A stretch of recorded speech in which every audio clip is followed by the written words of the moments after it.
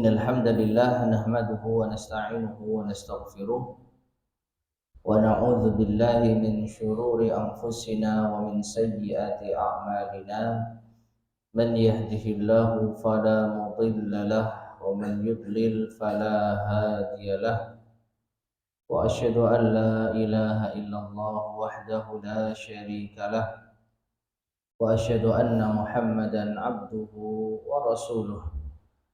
Allahumma salli wa sallim mubarak ala nabiyyina Muhammadin wa ala alihi wa ashabihi wa man tabi'ahum bi ihsanin ila yaumiddin, amma ba'd. Ma'asyiral muslimin, para jemaah sekalian rahimani wa rahimakumullah. Melanjutkan kembali kajian kita membahas kitab Al-Jami'ul Farid lil As'ilati wal Ajwibati ala Kitab Tauhid yang disusun oleh Syekh Abdullah Ibnu Jarullah Al-Jarullah rahimahullahu ta'ala. Syarah dari kitab Tauhid yang disusun oleh Syekh Muhammad bin Abdul Wahhab rahimahullah yang dikemas dalam soal jawab. Dan sekarang kita masuk pada bab yang ke-61, bab ma jaa'a fil musawwirin. Bab tentang orang-orang yang menggambar makhluk bernyawa, yaitu pelukis masuk di dalamnya, kemudian pemahat yang memahat patung makhluk yang bernyawa ini masuk pula di dalamnya. Ai minal wa'idi wa azimi uqubatillahi lahum wa azabih, itu berupa ancaman dan beratnya siksa Allah kepada mereka dan hukumannya. Langsung kita masuk pada soal jawab. Soal pertanyaan, ma munasabatu hadzal babi li kitab tauhid?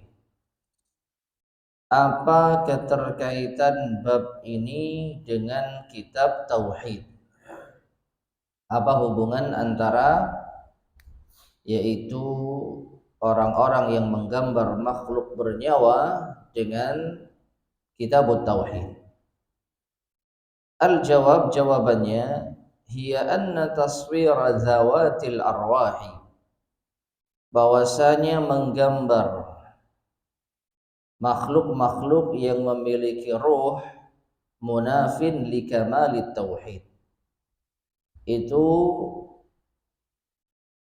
mengurangi atau menghilangkan kesempurnaan dari tauhid, menafikan kesempurnaan dari tauhid. Lianna fihi musyabahatan li khalqillahi ta'ala, karena di dalamnya ada penyerupaan terhadap ciptaan Allah Ta'ala. Ya, jadi ini kaitannya. Kenapa masalah menggambar makhluk bernyawa itu berkaitan dengan tauhid? Karena menggambar makhluk bernyawa itu bentuk penyerupaan terhadap Allah Subhanahu wa ta'ala. Sedangkan Allah Subhanahu wa ta'ala tidak ada satupun yang serupa dengannya. Allah Subhanahu wa ta'ala satu-satunya Tuhan yang menciptakan, yang membentuk rupa, yang meniupkan ruh. Maka dari itu orang-orang yang menggambar makhluk bernyawa, maka seakan-akan mereka menyaingi Allah Subhanahu wa ta'ala. Waalaikumsalam. Ya, seakan-akan mereka menyerupai ciptaan Allah Subhanahu wa ta'ala. Berkata al-musannif hafidhahu rahimahullahu ta'ala, an Ibnu Abbas, dari Ibnu Abbas radhiyallahu anhu, sami'tu Rasulullah sallallahu alaihi wasallam yaqul, aku mendengar Rasulullah sallallahu alaihi wasallam bersabda, kullu musawwirin fin nari, setiap orang yang menggambar berada di neraka. Yuj'alu lahu bi kulli suratin sawwaraha nafsun, maka Allah akan menjadikan atau akan dijadikan baginya Setiap gambar yang ia gambar itu memiliki jiwa yu'adzabu biha fi jahannam, yang dia akan diazab dengannya pada neraka jahannam. Muttafaqun alaih, hadis ini disepakati kesahihannya oleh Bukhari dan Muslim. Walahuma, dan juga dari Bukhari Muslim, anhu an Ibni Abbas radhiyallahu anhu marfu'an, secara marfu, ini sampai pada Rasulullah sallallahu alaihi wasallam, beliau bersabda, man sawwara suratan fid dunya kullifa an yanfukha fiha ar-ruha wa laysa binafikh. Barang siapa yang menggambar suatu gambar di dunia, tentu kalau kita maksud menggambar, melukis, itu yang dimaksud adalah makhluk yang bernyawa. Kullifa an yanfukha fiha, maka dia akan dibebani untuk meniupkan ruh padanya. Walaysa binafikhin, dan dia tidak akan pernah bisa meniupkan ruhnya. Wa yulahad, dan perlu diperhatikan, anna kulla waman, bahwasanya sabda Nabi sallallahu alaihi wasallam kulla, setiap, waman, dan barang siapa, min alfazil umum, termasuk di antara lafaz yang menunjukkan makna umum. Fatashmalu kulla suratin wa kulla musawwirin, maka ini mencakup setiap gambar yang bernyawa atau bentuk yang bernyawa dan setiap orang yang menggambarnya. Baik, ma'asyar muslimin rahimani wa rahimakumullah. Dari hadis ini menunjukkan kepada kita ancaman berat bagi orang yang menggambar makhluk bernyawa. Di hadis yang pertama, setiap makhluk yang dia gambar akan diberikan jiwa oleh Allah Subhanahu wa taala di hari kiamat, lalu itu akan menjadi siksaan baginya. Ya, gambarannya wallahu a'lam bishawab. Ini secara logika saja. Ketika seseorang menggambar makhluk, katakanlah kuda, yang jelas makhluk bernyawa, mau menggambar, mau patung, pokoknya membentuk makhluk yang bernyawa, maka di akhirat kuda yang digambar tadi atau yang dipahat tadi berupa patung itu akan diberikan jiwa oleh Allah Subhanahu wa taala. Jadi akan diberikan jiwa sehingga hidup. Lalu kuda ini akan menjadi azab baginya di neraka jahanam. Ya, entah mungkin diinjak, entah mungkin disundang. Kalau kuda mungkin diinjak, ya, ditendang dan semisalnya. Ya. Jadi makhluk yang telah ia gambar tadi akan dihidupkan oleh Allah, lalu akan mengazabnya di akhirat. Itu hadis pertama. Sedangkan hadis kedua, Allah akan membebankan bagi penggambar makhluk bernyawa untuk meniupkan ruh. Ya, dan dia tidak akan pernah bisa meniupkan ruh karena dia bukan pencipta. Ya. Nah, ini menunjukkan beratnya siksa bagi orang yang menggambar makhluk yang bernyawa. Dan disebutkan di sini lafaz kullu dan man ini menunjukkan umum. Kullu musawwirin, setiap orang yang menggambar makhluk bernyawa, tidak terkecuali. Dan man juga demikian. Man sawwara suratan, barang siapa yang menggambar suatu gambar makhluk bernyawa. Kemudian wa an Aisyah radhiyallahu anha, dan dari Aisyah radhiyallahu anha, anna Rasulullah sallallahu alaihi wasallam qala, bahwasanya Rasulullah sallallahu alaihi wasallam bersabda, asyaddun nasi 'adzaban yaumal qiyamati alladziina yudahi'una bi khalqillah. Manusia yang paling berat siksanya pada hari kiamat, mereka yang menyerupai atau menyaingi ciptaan Allah. Rawahul Bukhari wa Muslim. Hadis ini diriwayatkan oleh Bukhari dan Muslim. Soal pertanyaan, ma makna yudahi'una bi khalqillah? Apa makna dari sabda Nabi sallallahu alaihi wasallam yudahi'una bi khalqillah? Al-jawab, jawabannya ayyushabihuna bitaswirihim khalqallah, yaitu mereka yang menyerupai dengan gambar-gambar mereka ciptaan Allah. Ya. Jadi Allah Subhanahu wa taala lah yang menciptakan makhluk, yang membentuk rupa. Lalu ada sebagian orang yang mencoba untuk menyerupai ciptaan Allah meskipun lewat gambar, lukisan, ya, atau kalau sekarang dengan desain. Demikian pula patung dengan kerajinan tangannya, atau bahkan mungkin juga bisa mencetak patung dengan mesin. Sekarang ada 3D printing kan gitu ya. Dari apa namanya? Dari plastik misalkan.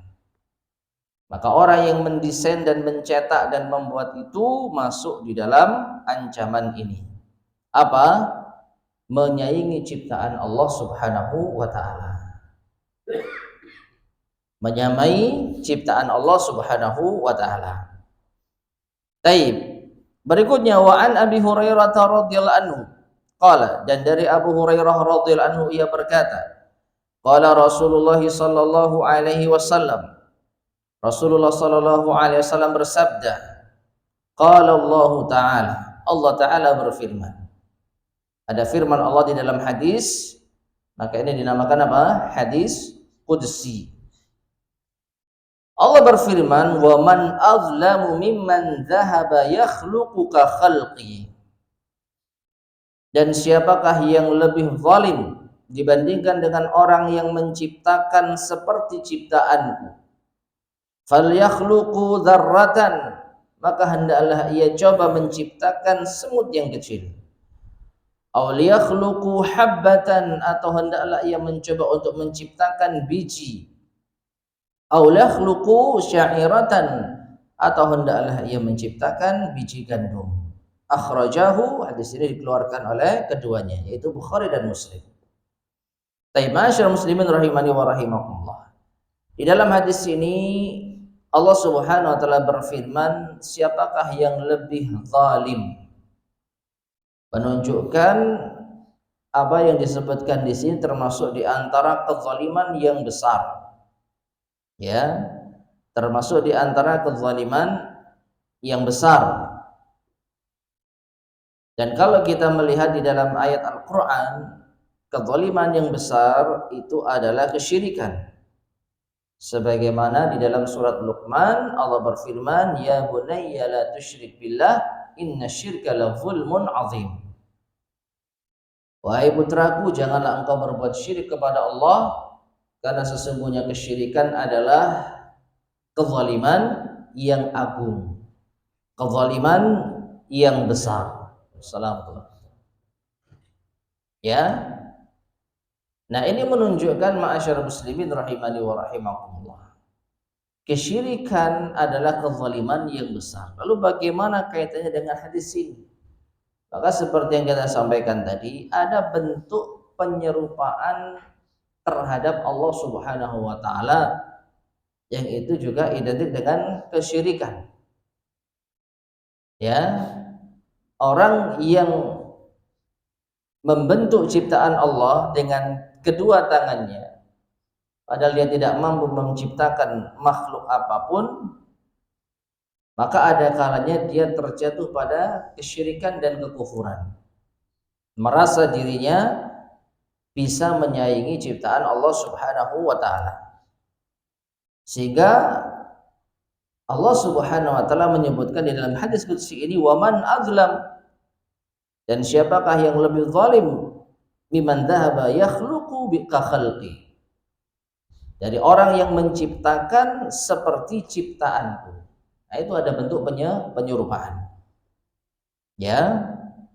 Dan ini adalah di antara bentuk kesyirikan. Sebagaimana nanti akan diterangkan insyaallah perincian orang yang menggambar makhluk bernyawa. Kemudian Allah perintahkan falyakhluqu dzarratan wal yakhluqu habbatan aw yakhluqu sya'iratan. Maka hendaklah ia ciptakan semut kecil atau biji gandum. Nah, kita masuk pada soal jawab tentang hadis ini. Soal pertanyaan. Bal maqsudu bil dzarrah wal habbah wa ma huwa al gharadu min dzalik? Apa yang dimaksud dengan zarrah dan habbah, dan apa maksud dari yang demikian itu? Wa ma alladhi yustafadu min hadhihi al-ahaditsil mutaqaddimah, dan apa yang bisa diambil faedah dari hadis-hadis terdahulu ini? Jawabannya az-zarrah wahidatuz zur atau wahidatuz zar wa huwa sigharun namal. Zarrah itu bentuk tunggal dari zar atau zur yang bermakna semut kecil. Ya. Sedangkan wal muradu bil habbah, yang dimaksud dengan habbah, habbatul qamh, yaitu biji gandum. Bi qarinati dzikri syairah, dengan penyebutan asyairah, ya, biji gandum.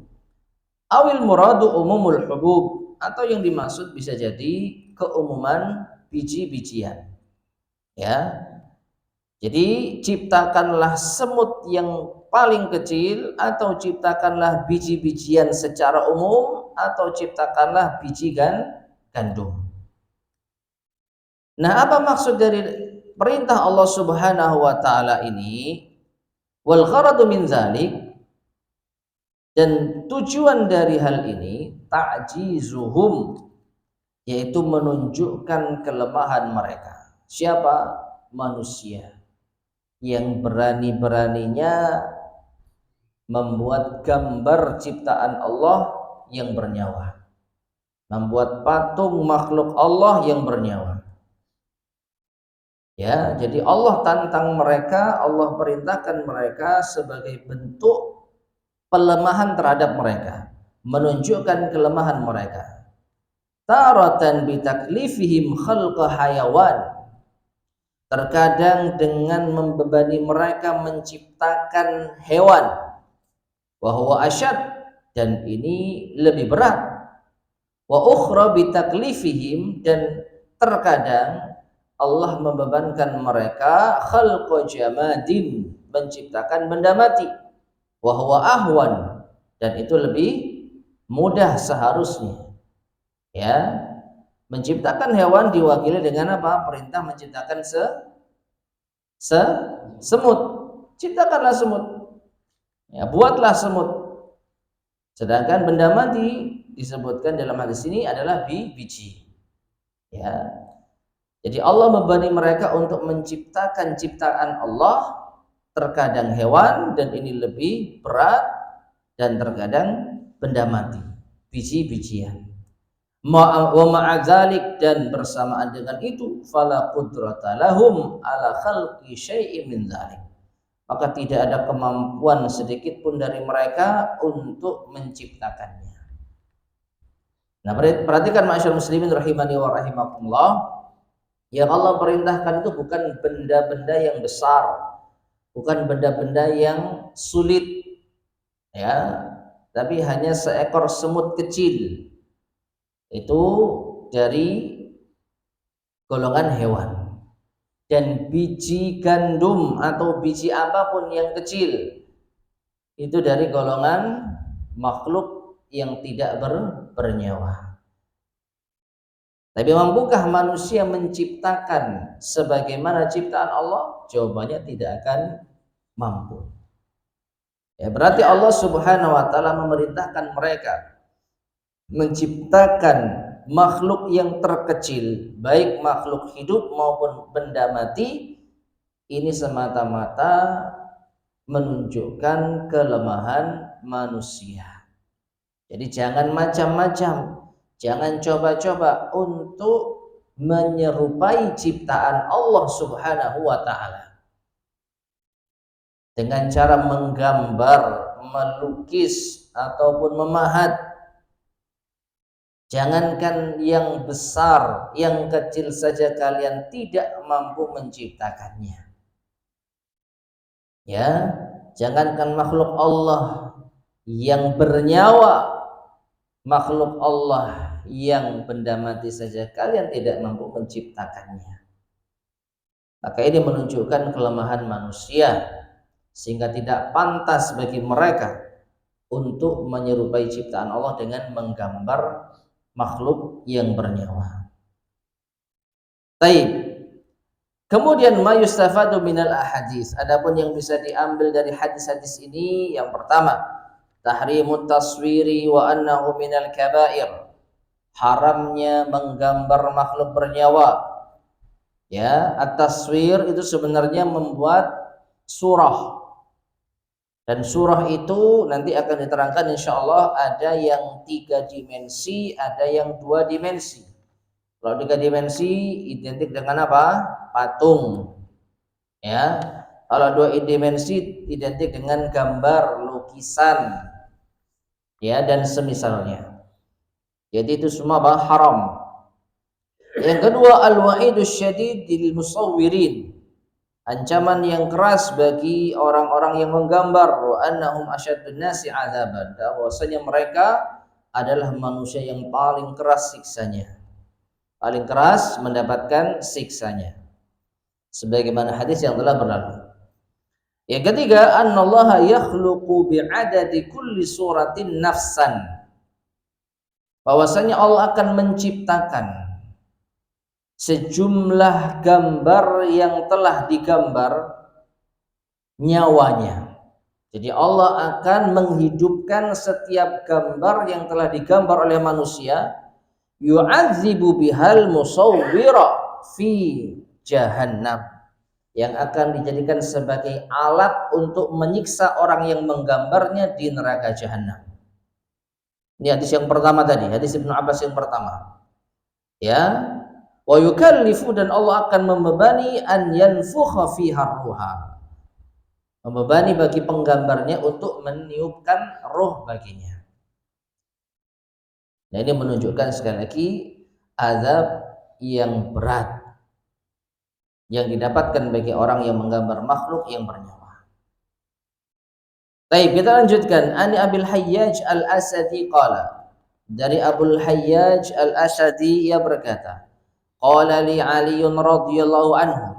Ali bin Abi Thalib radhiyallahu anhu pernah berkata kepadaku, ala ab'atsuka ala ma ba'athani alaihi Rasulullah sallallahu alaihi wasallam. Aku akan mengutus dirimu sebagaimana Rasulullah sallallahu alaihi wasallam pernah mengutus diriku. Ya. An la tada'a suratan illa tamastaha. Yaitu janganlah engkau biarkan gambar atau patung makhluk bernyawa melainkan engkau hancurkan. Wala qabran musyrifan illa sawaitah. Dan jangan biarkan kuburan yang ditinggikan melainkan engkau ratakan. Rawahu Muslimun, hadis ini diriwayatkan oleh Imam Muslim. Baik, ma'asyiral muslimin rahimani wa rahimakumullah. Ini diantara tugas yang pernah diberikan oleh Rasulullah sallallahu alaihi wasallam kepada Ali bin Abi Thalib, dan diteruskan oleh Ali bin Abi Thalib kepada seorang tabi'in Ibnul Hayyaj Al-Asadi. Apa itu? Untuk menghancurkan patung makhluk bernyawa dan untuk meratakan kuburan. Soal pertanyaan, bayin ma'aniyal kalimatil atiyah. Jelaskan makna-makna kalimat berikut ini. Ab'atsuka, dalam bahasa Arab nih ya, la tada' tomastaha musyrifan sawaitahu. Malladhi yadullu alaihi hadzal hadis. Lalu apa yang ditunjukkan dari hadis ini? Walimada amara Rasul sallallahu alaihi wasallam bi tamsis suwari wa taswiyatil quburi. Lalu mengapa atau apa hikmahnya Rasulullah sallallahu alaihi wasallam memerintahkan Ali untuk menghancurkan patung dan untuk meratakan kuburan? Al-jawab, jawabannya ab'atsuka. Ab'atsuka maknanya adalah ursiluka wa amuruka. itu aku akan mengutusmu dengan perintah. Ya, jadi sebagaimana Ali pernah diutus oleh Nabi Shallallahu Alaihi Wasallam dan diperintahkan untuk melakukan hal ini, maka Ali pun memerintahkan dan mengutus Ibnul Hayyaj dengan tugas yang serupa. Ya, diutus dalam suatu perintah. La tatruk, jangan kau tinggalkan, jangan kau biarkan. Ya, menunjukkan apa? Jangan didiamkan, jangan dibiarkan, harus ada tindakan. Tomastaha azaltaha wa mahautaha, yaitu engkau hilangkan dan engkau hapus. Musyrifan murtafi'an alian, yaitu sesuatu yang tinggi. Kuburan tadi ya, yang ditinggikan entah dengan bangunan atau gundukan yang berlebihan atau yang semisalnya. Sawaitahu hadamtahu wa alhaqtahu bil ard, itu engkau robohkan dan ratakan dengan tanah. Ini mufradat kosakata dari hadis Nabi Shallallahu Alaihi Wasallam. Wa yadullul haditsu ala, dan hadis ini menunjukkan atas beberapa faidah atau beberapa hukum. Yang pertama, tahrimut ittikhadis suwari wa nasbiha fil majalisi wa ta'liqiha fil buyuti wa ghairiha. Diharamkannya menjadikan gambar-gambar atau patung-patung dan meletakkannya di tempat-tempat majelis dan menggantungkannya di rumah-rumah dan selainnya. Karena apa? Nabi SAW memerintahkan Ali untuk menghancurkan, untuk menghilangkan. Berarti nggak boleh membuat dan tidak boleh memasang. Ya, fil majalis, di tempat-tempat duduk, di tempat-tempat kumpul, sebagaimana yang dilakukan oleh kaum terdahulu. Dimulai dari yaitu kaum Nabi Nuh alaihissalam atau sepeninggal Nabi Nuh alaihissalam yang sudah pernah kita bahas pembahasannya.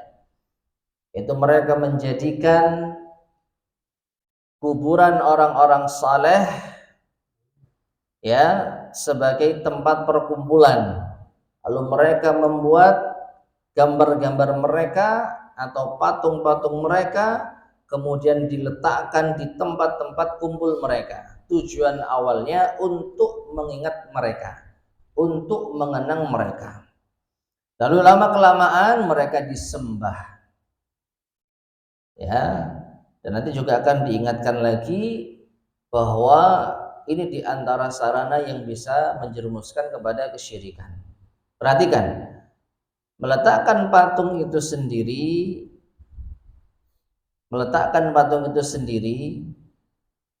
apabila tidak disembah selain Allah itu bukan kesyirikan, tapi bisa menjadi sarana kesyirikan. Oleh karena itu dilarang. Dan menciptakan patung sendiri jika tidak disertai perasaan menyayangi ciptaan Allah, maka tidak sampai pada kesyirikan. Namun tetap ini dosa besar. Namun bagaimanapun juga ini bisa mengantarkan seseorang pada perasaan demikian. Dia merasa mampu untuk membuat patung yang indah, membuat karya yang mewah, ya, berusaha untuk yaitu menggambar sesuatu sepersis mungkin dengan ciptaan Allah Subhanahu wa taala.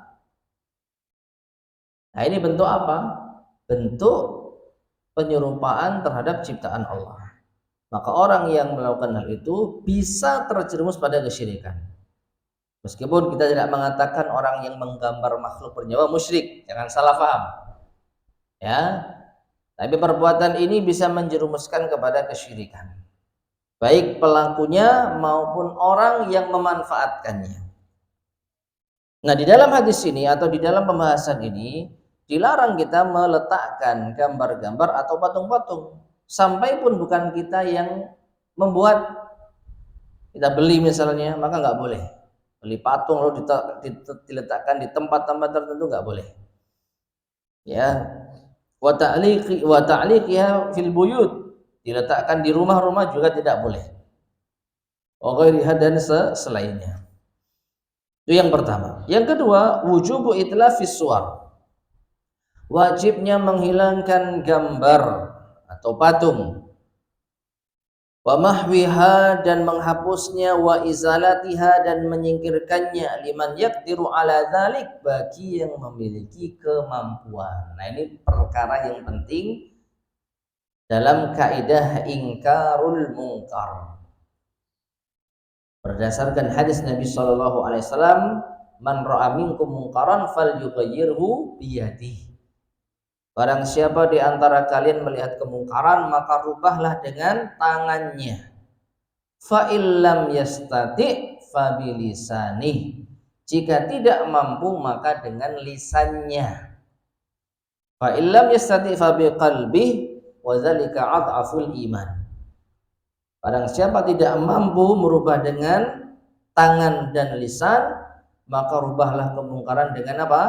Hatinya. Wa dzalika adhaful iman, dan itu selemah-lemahnya iman. Ya. Jadi kalau kita mampu menghilangkan gambar, patung dan yang semisalnya dan tidak menimbulkan madarat yang lebih besar, maka wajib kita hilangkan. Wajib kita hancurkan. Misalnya punya kita sendiri, atau kita mendapatkan dari peninggalan orang tua yang sudah tidak istilahnya tidak dicari atau tidak, sudah dibiarkan lah begitu saja, sudah dilupakan. Maka boleh bagi kita untuk melakukan tindakan penghancuran tersebut. Tapi kalau seandainya itu bukan milik kita dan bisa menimbulkan madarat yang lebih besar, maka fattaqullaha mastata'tum, bertakwalah kepada Allah semampu kalian. Kalau kita bisa sampaikan nasihat, sampaikan. Kalau tidak bisa, maka diam tapi hatinya mengingkari. Bukan hanya mendiamkan tapi memaklumi, tapi harus mengingkari. Dan bentuk pengingkaran dia tidak takjub, tidak merasa, oh ini hasil karya yang luar biasa. Jauhi, jangan dekat-dekat. Ya. Belum lagi kalau seandainya ada jinnya, maka bahaya. Karena di antara keterangan para ulama, biasanya tempat-tempat seperti itu, patung-patung seperti itu, di antara tempatnya apa? Jin. Ya. Belum lagi kalau tiba-tiba matanya ngedip ke kita. Nah, ini. Berani? Gaya-gayanya mau menghancurkan. Dikedipi lari. Ya. Ya. Ini ya. Jadi kalau kita tidak bisa melenyapkan karena itu bukan milik kita dan khawatir madarat yang besar, lagi punya orang dan memiliki nilai yang tinggi karena karya tangan ya dari seorang yang luar biasa gitu misalkan, maka kita jauhi ya. Ya, jangan kita takjub, jangan kita istilahnya dekati, karena itu sekali lagi adalah bentuk penyerupaan terhadap ciptaan Allah Subhanahu wa taala. Kita enggak ridha ciptaan Allah diserupai oleh manusia yang lemah, maka kita tidak mendekatinya, itu lebih baik. Ya, termasuk juga apa? Misalkan berada di tempat tersebut, lalu ada patung seperti itu ya, jangan selfie gitu loh. Kalau selfie seakan-akan kan ridho. Ya, memang ini kan cuman, nah iya, tapi kan kita fal yughayyirhu biyadi fa illam yastati fi bilisani fa illam yastati bi qalbi. Mana pengingkaran dalam hati. Ya. Namun terkadang kita lupa atau dan semisalnya, maka begitu ingat kita segera apa? Menghapusnya. Taib. Yang ketiga, wujub taswiyatil kuburil musyrifatil aliyah. Wajib untuk meratakan kuburan yang tinggi. Wa hadamil qubabil mabniyati 'alaiha, dan menghancurkan kubah yang dibangun di atasnya. Sama apabila mampu, kalau memiliki kemampuan. Wa amru bi tamsis suwari lima fiha minal mudahati bi khalqillah, dan perintah untuk menghancurkan atau menghapus gambar atau patung karena di dalamnya terdapat penyerupaan terhadap ciptaan Allah. Ya, jadi kenapa Rasul SAW memerintahkan untuk menghilangkan gambar-gambar dan patung-patung? Ya karena ini. Karena ada bentuk penyerupaan terhadap ciptaan Allah. Wa amru bitaswiyatil kubur, dan perintah untuk meratakan kuburan lima fi ta'liyatiha minal fitnah. Karena dengan meninggikannya itu bisa memicu fitnah bi arbabiha, bagi penghuninya. Wa huwa min wasail syirik, dan ini di antara sarana kesyirikan. Ya. Kalau kuburan itu ditinggikan, maka pasti ada perasaan kuburan ini bukan kuburan biasa. Ini kuburan yang istimewa, kuburan yang keramat. Ya, sehingga penghuni kubur ini ya bisa menjadi sebab terfitnah. Kemudian setelahnya bisa menjadi sarana kesyirikan. Karena orang meninggikan kuburan bukan hanya meninggikan saja, tapi ada maksud tertentu. Maka dari itu perintah Rasul sallallahu alaihi wasallam kepada Ali bin Abi Thalib untuk dia apa? Dihancurkan atau diratakan. Soal pertanyaan, ma hukmul musawwiri fi nafsihi? Sebenarnya apa hukum menggambar itu sendiri? Al-jawab, in qasada bi taswirihil mudahata bi khalqillah. Apabila seseorang bermaksud dengan gambarnya itu untuk menyaingi, menyerupai ciptaan Allah, au amila suwara litu'bada min dunillah, atau membuat gambar-gambar, patung-patung sebagai sesembahan selain Allah, kasani'il asnami, seperti pengrajin berhala, wa nahwiha, dan semisalnya, fahuwa kafirun, maka dia kafir, wa amaluhu hadza munafin lit tauhid, maka amalan ini bisa menafikan tauhid. Ya, perhatikan. Jadi ada dua tujuan. Yang pertama, kalau dia bertujuan menyaingi ciptaan Allah, gambarannya dia merasa ciptaan Allah ini kurang sempurna. Lalu dia menggambar, melukis, memahat, nah ini baru bagus. Kuda kayak gini nih baru bagus. Itu kalau kuda. Burung kalau gini tuh baru indah. Ya, jangankan merasa lebih unggul hasil karyanya dibandingkan dengan hasil karya Allah, sekedar menyamai saja ini sudah masuk ke dalam apa? Kesyirikan. Ya, sekedar menyamai. Apalagi kalau merasa lebih baik daripada ciptaan Allah. Dan yang kedua, membuat berhala, membuat patung sebagai sarana kesyirikan. Dan perhatikan ma'asyar muslimin rahimani wa rahimakumullah, dalam hal ini jelas-jelas patung yang disembah, perhatikan, bukan hasil pahat yang itu awalnya untuk hiasan, lalu tiba-tiba ada yang memanfaatkannya sebagai sesembahan. Ini beda. Contoh apa? Pemahat. Ya, namanya pemahat. Pak, pesan Pak, tolong buatkan ini, kerajinan ini. sesuai dengan pesanan dibuat. Setelah jadi, kemudian dibawa oleh pemesannya lalu dijadikan sebagai sesembahan. Sedangkan yang memahat itu tidak ada maksud dan niat agar hasil pahatnya ini disembah. Jadi ini murni penyalahgunaan dari orang yang memesan. Maka tentu ini tidak termaksud, ya, tidak termasuk. Tapi kalau jelas-jelas ada ikon tertentu yang menjadi sesembahan. Kalau di zaman dahulu ya jelas seperti Lata, Mana, dan Uzza itu sudah simbol kesyirikan. Maka memahat mereka, yang membuat kerajinan mereka itu kesyirikan. Karena ini bisa jelas menjadi sarana kesyirikan. Nah, wallahu a'lam bishawab. Kalau zaman sekarang apakah ada patung tertentu yang disembah? Mestinya ada, ya. Mestinya ada. Nah, seorang muslim tidak boleh membuat patung-patung tersebut. Ya, jadi kalau patung itu patung sesembahan maka bisa kafir. Tapi kalau itu patung-patung hiasan tidak sampai kafir.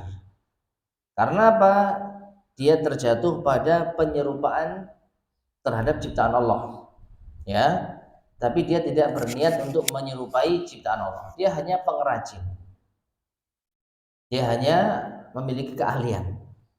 Tapi kalau dia ada niatan hasil pahatku lebih baik daripada ciptaan Allah, ada perasaan hasilnya sama dengan ciptaan Allah, maka ini menyaingi ciptaan Allah dan itu kesyirikan. Ya, itu kesyirikan. Taib. Fa amma, nah perhatikan di sini. Fa amma man lam yaqsud biha al-ibadah. Adapun orang yang memahat, menggambar, tidak bermaksud untuk dijadikan sebagai bahan ibadah, walal mudahata, dan juga tidak ada niat menyaingi ciptaan Allah, murni pengrajin, ya, dan dia membuat kerajinan yang bukan sesembahan, fahuwa fasiqun, maka tetap berdosa, dia fasik. Sahibu dzambin, dia berlaku dosa, kabirin, bahkan dosa apa? Besar. Mu'taridin lil wa'idis syadid, dia terancam siksa yang berat, wal uqubatil balighah, dan hukuman yang berlipat. Hukuman yang berlipat.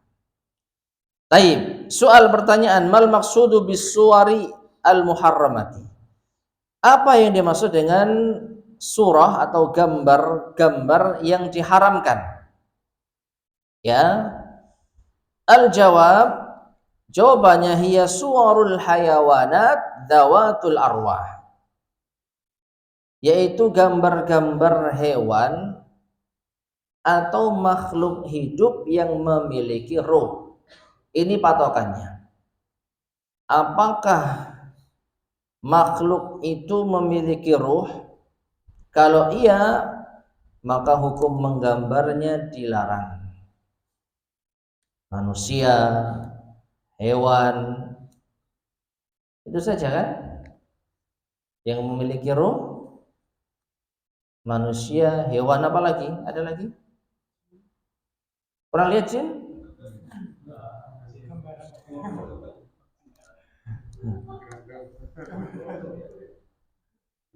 Ya, gambar jin, wah, bisa berlipat lagi. Yang pertama, apa namanya, menerka perkara yang gaib. Nah, iya tak jin kayak ngono. Yang kedua, menyerupai ciptaan Allah. Gimana yang gambar jin itu pasti ya hampir sama dengan manusia kan.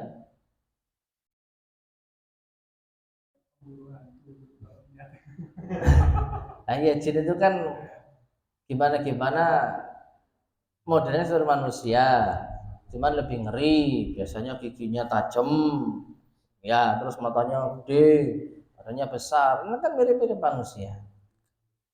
Ya. Nah, ya, jadi anggapan menggambar jin ini juga masuk ke dalamnya, ya.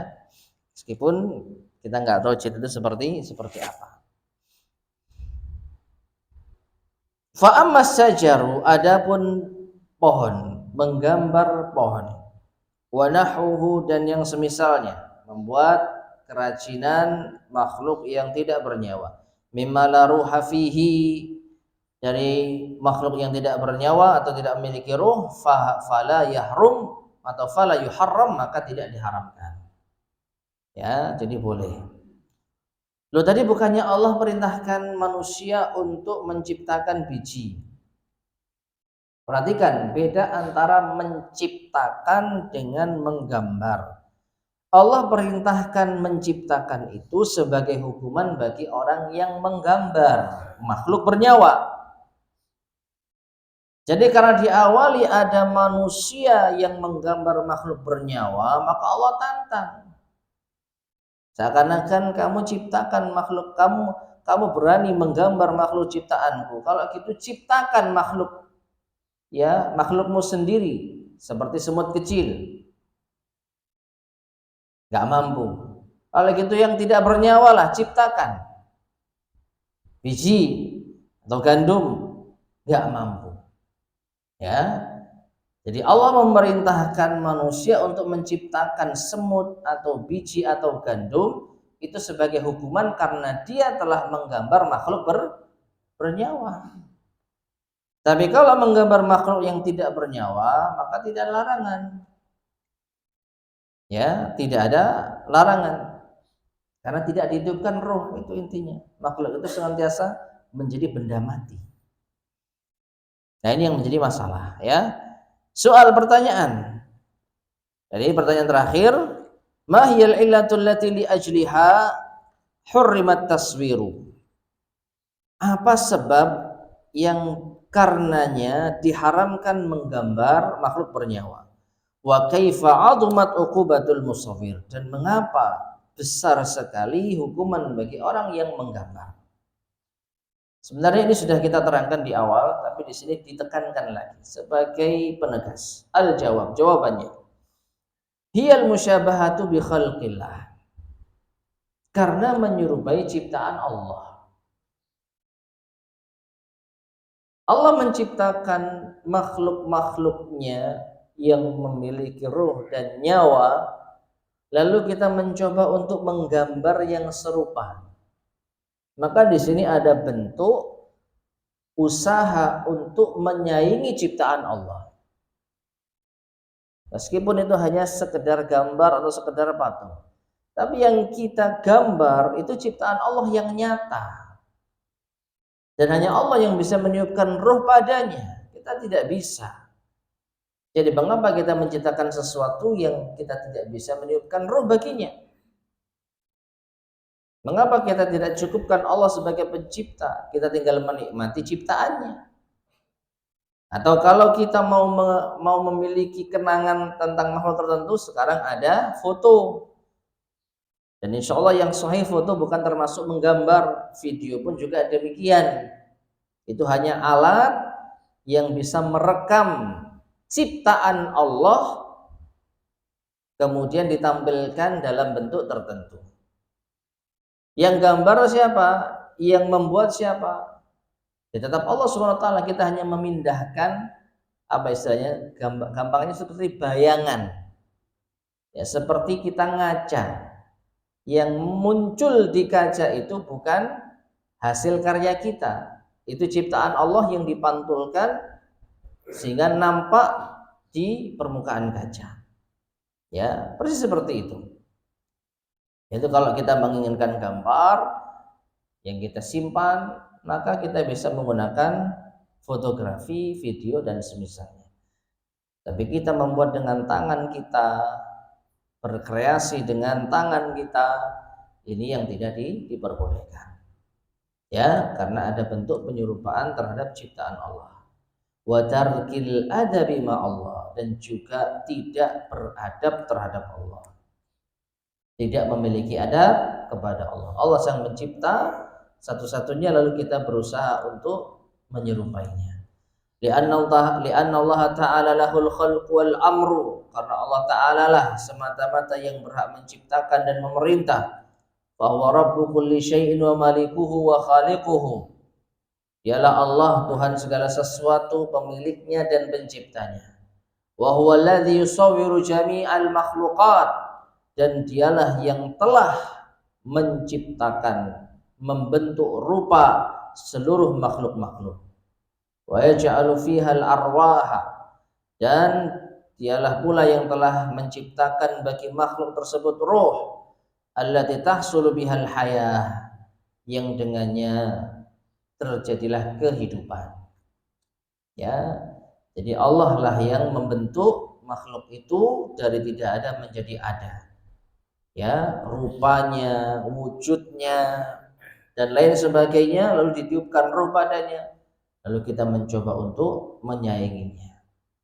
Fal musawwiru, maka orang yang menggambar atau membuat patung, lama sawara surata ala syakli ma khalaqahu Allah, ketika menciptakan gambar sesuai dengan bentuk yang Allah ciptakan, min insanin, berupa manusia, wa bahimatin, maupun hewan, sara musyabihan li khalqillah, maka jadilah ia menyerupai ciptaan Allah.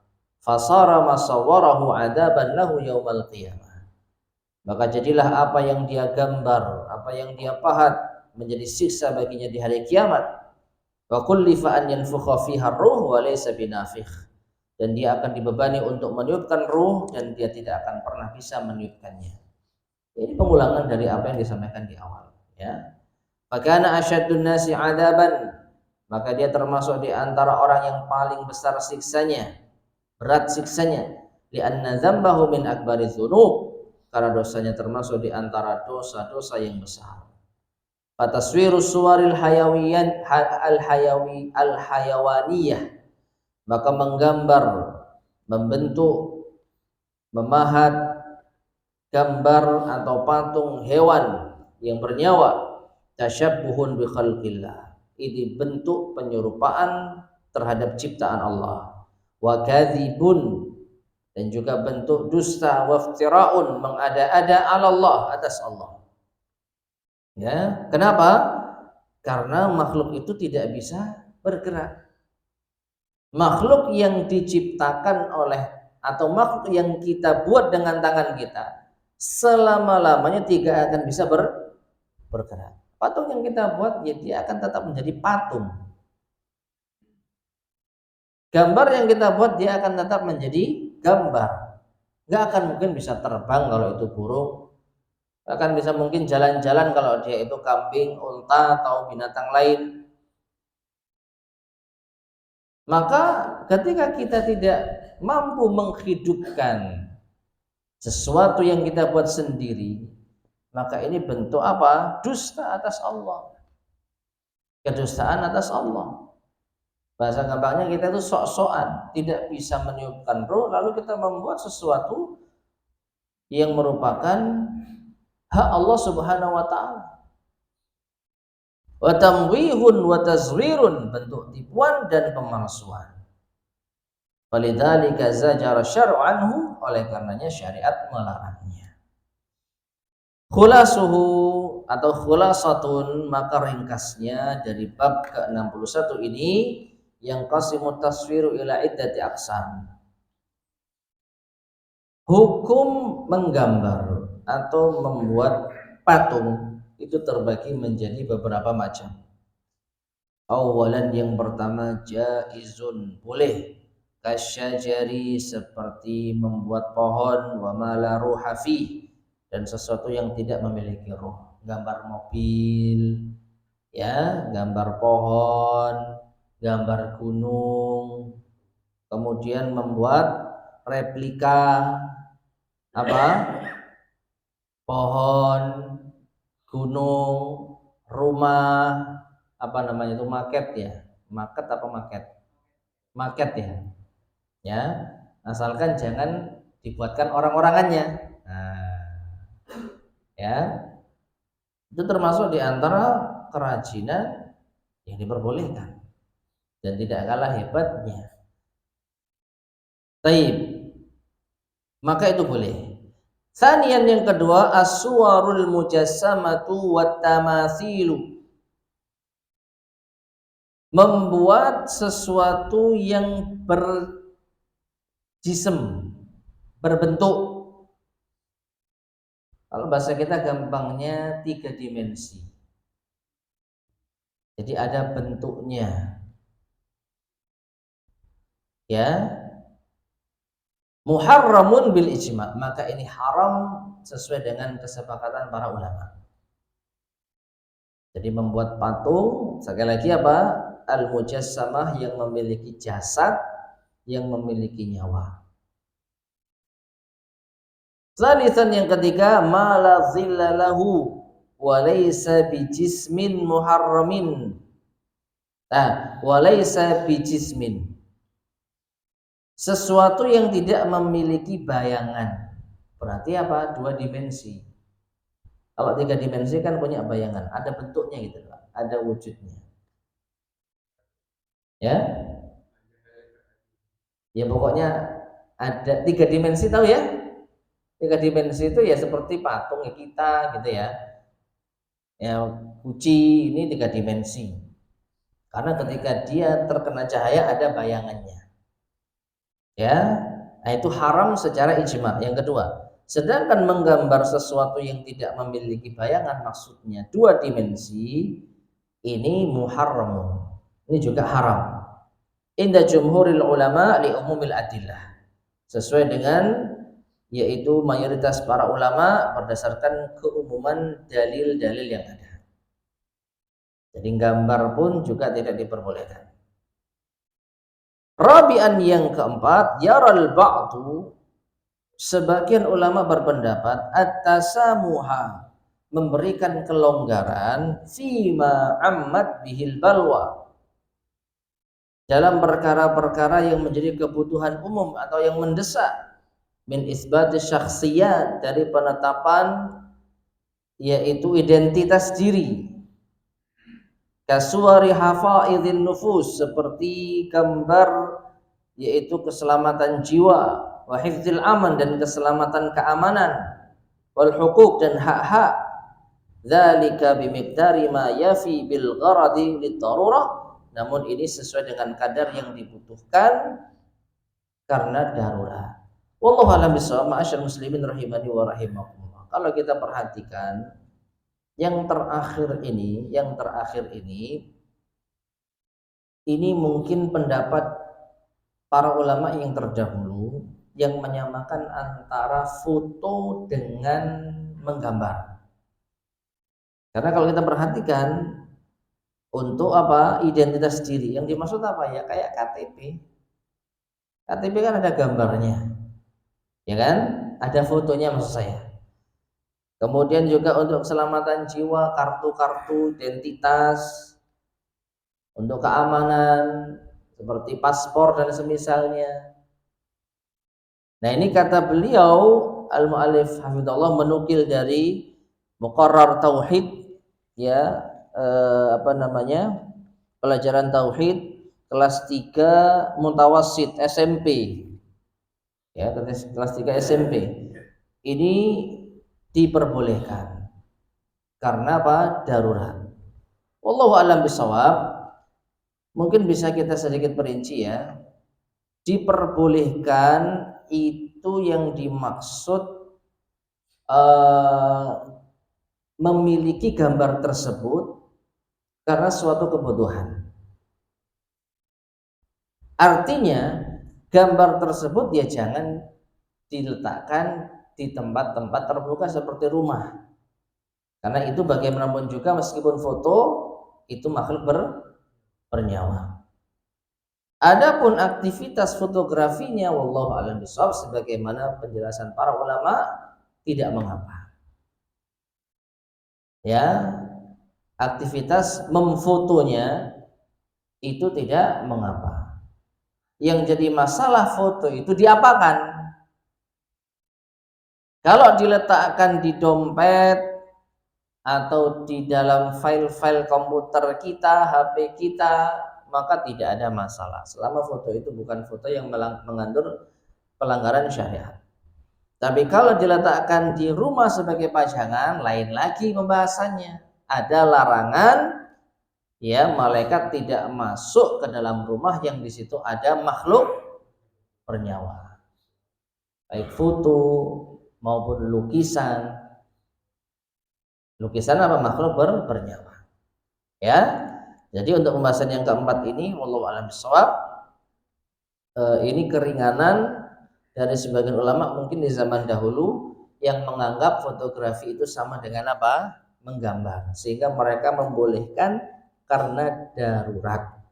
Ya, sedangkan yang saya tahu memfoto itu bukan seperti menggambar, sehingga diperbolehkan selama tidak ada unsur pelanggaran terhadap syariat. Wallahu taala alam bishawab. Baik, ma'asyiral muslimin rahimani wa rahimakumullah, kita cukupkan kajian kita di malam hari ini. Insyaallah akan kita lanjutkan pada kesempatan berikutnya biidznillah subhanahu wa taala. Sebelum kita akhiri, barangkali ada yang mau ditanyakan, tafadhol silakan.